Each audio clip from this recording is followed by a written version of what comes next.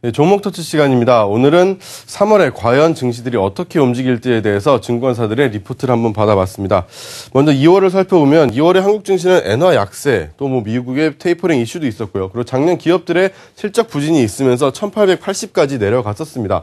하지만 이런 악재들을 극복을 하더니 1900대에 다시 회복을 했고요. 그리고 한 달간 2%를 올려냈습니다. 그럼 과연 이때까지 이렇게 불안하게 했던 요인들이 과연 3월에는 어떻게 될지 증권사들의 리포트 받아봤습니다. 먼저 첫 번째로 코스피에 대해서 상단, 하단을 증권사별로 예측을 받아봤는데요.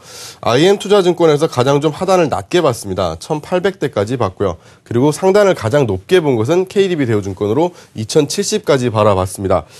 IM투자증권 같은 경우에는 미국 경기 회복을 이끈 주택지표, 제조업 지표가 둔화되고 있다. 양적 완화 정책으로 수혜를 받던 산업이 흔들리고 있다라고 하면서 좀 보수적으로 살펴봤고요. 1800부터 2010까지를 그 박스로 봤습니다. 삼성증권을 보시면 삼성증권은 신흥국 위기, 엔화 약세, 중국 경기 둔화 등 이런 3대 악재들에 대해서 우리나라 증시가 이미 내성이 생겼다라는 것이고요. 이 덕분에 이제 세계 정책 불확실성이 좀 완화된다면 2000선을 충분히 돌파할 수 있을 가능성이 높다라고 하면서 1890부터 2020까지를 바라봤습니다. 1800 이 하단보다는 삼성증권의 하단이 훨씬 더 높았지만 상단은 비슷한 수준에서 형성이 됐습니다. 그럼 리포트 보겠습니다. 먼저 첫 번째로 신한금융투자입니다. 신한금융투자는 변동성을 활용한 주식 비중 확대 전략을 쓰자라고 합니다. 변동성을 활용하자라고 하니까 변동성이 좀 커진다라는 것이겠죠. 3월 증시가 연초 이후 나타난 극단적인 위험자산 회피 심리로부터는 그래도 그나마 벗어날 수 있을 전망이라고 봅니다. 하지만 한국 증시의 이익 수준과 세계 증시 대비 낮은 배당 성향을 고려했을 때 주가 상승에 대해서 추가적인 기대 수익률이 제한적이다라는 것인데요. 추가적인 기대 수익률이 제한적이기 때문에 아직까지는 조금 더 보수적으로 바라볼 수밖에 없다라고 합니다. 그래프 하나 보겠습니다. 현재 이익 수준에다가 펄을 10배로 적용을 한다라고 하더라도 2020포인트가 상단 수준에 머무른다라는 겁니다. 그런데 물론 이제 10배를 넘어버리게 된다라고 하면은 그때는 별로 의미가 없는 그래프가 될 수는 있겠죠. 하지만 2011년 중반 이후부터 한 번도 코스피는 펄을 10배를 넘은 적이 없다라는 것이고요. 이제 퍼가 중기적으로 볼 때도 거의 상단 가까이 와 있다라고 볼 수 있다는 겁니다. 그래서 결론적으로 볼 때 3월 증시는 주가 변동성이 커질 예상인데요. 바로 G3 정책 이벤트가 몰려 있기 때문입니다. 이 정책 이벤트라는 것이 아무래도 의사결정에 따라서 이 결과가 반대로 왔다 갔다 하기 때문에 주식시장도 이에 대해서 많이 흔들리는 경향이 좀 있습니다. 그래서 지수 반등이 진행되고 있다고 조급하게 매수할 거 없이 변동성을 좀 활용해 가면서 2분기를 겨냥해라 라는 리포트가 나왔습니다. 신한금융투자였습니다. 다음은 교보증권입니다. 교보증권도 좀 보수적입니다. 1분기 실적 추세가 당장은 회복하기가 좀 어렵다라고 합니다. 그래서 현재 주가 밸류에이션 매력이 높다라는 것도 시기상조적인 발언이다라고 하는데요. 3월의 시작과 함께 눈여겨볼 것은 상장기업의 1분기 실적이 과연 얼마나 나올 것인가라는 건데요. 현재까지로는 극적인 변화를 기대하기가 좀 어렵다라고 합니다. 작년 4분기 실적 발표 이후 애널리스트들의 이익 전망치가 점점 하향 조정되고 있기 때문인데요. 그래프 보겠습니다. 최근 2년 동안 상당히 안 좋았습니다. 연초의 컨센서스는 이 정도였던 것에 비해서 확정치는 2012년에 24%가 하향 조정됐고요. 2013년에는 22.8%가 하향 조정됐습니다.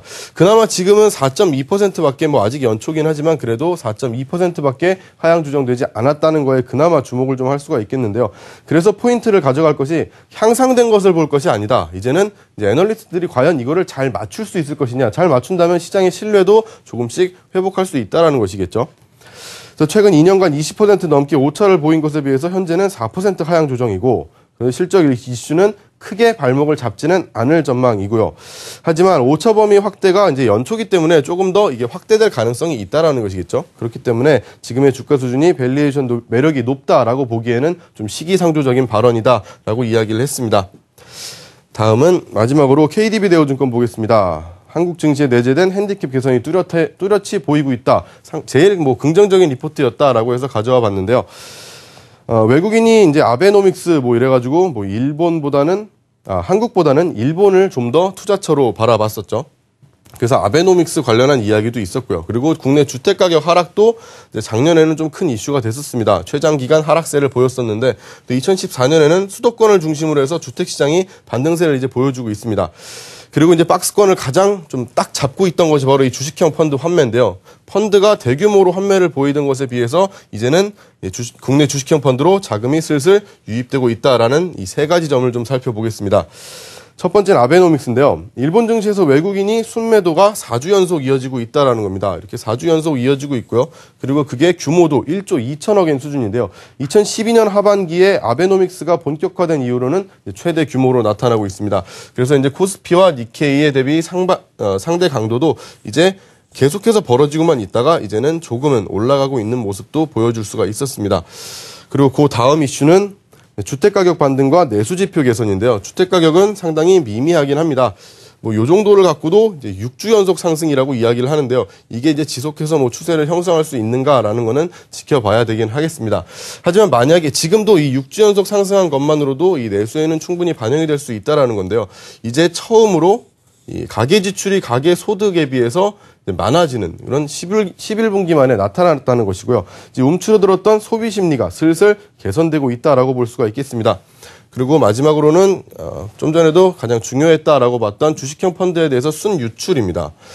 미국이나 일본 모두 순유입이 있었던 거에 비해서 한국만 순유출이 있었죠. 이제 아베노믹스 이야기도 있었고 우리나라 증시만 좀 따돌림 받는 경향이 있었는데요.